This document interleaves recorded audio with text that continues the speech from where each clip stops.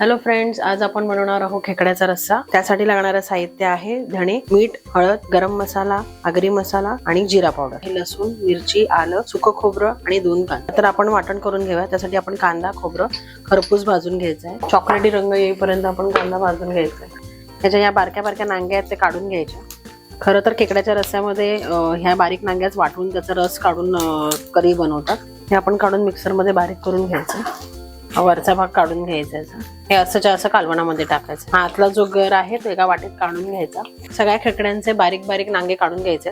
Mixer मध्ये त्याला आपण पाणी घालून बारीक करून चाळणीतनं गाळून घ्यायचं आहे। त्याचा रस पूर्ण काढून घ्यायचा। सगळी जो या पाण्यामध्ये असेल जो आपण त्याचा स्टॉक काढून घेतलेला आहे त्याच्यामध्ये मी कांदा खोबरं भाजून घेतलेला आहे। लसूण, मिरची, आलं असंच बारीक करून आता हा मसाला आपण बारीक करून घेऊया। चला तर आपण बनवायला घेऊया खेकड्याचा रस्सा। आपण 2.5 ते 3 पळी तेल घालायचं आहे। हळद, धणा पावडर, जिरा पावडर, आगरी मसाला, मीठ घालून घ्यायचं चवीनुसार आणि गरम मसाला आपण जेव्हा आपला रस्सा उकळेल तेव्हा वरून टाकायचा। त्यात आपण नांग्या परतून घ्यायच्या। मसाला तेलात भाजायचा नाहीये कारण आपण तो भाजून घेतलेला आहे। नाही, खेकड्याचं सगळं पेकाट वगैरे टाकून घ्यायचंय। मिक्सर मध्ये जे बारीक करून घेतलेलं पाणी होतं ते आपण आता याच्यामध्ये टाकायचं आहे। त्याला चांगली उकळी फुटल्यानंतर आपण याच्यामध्ये खोबऱ्याचा जो मसाला बारीक केलेला आहे तो टाकून घ्यायचा आहे। आपण गरम मसाला टाकून घेऊया।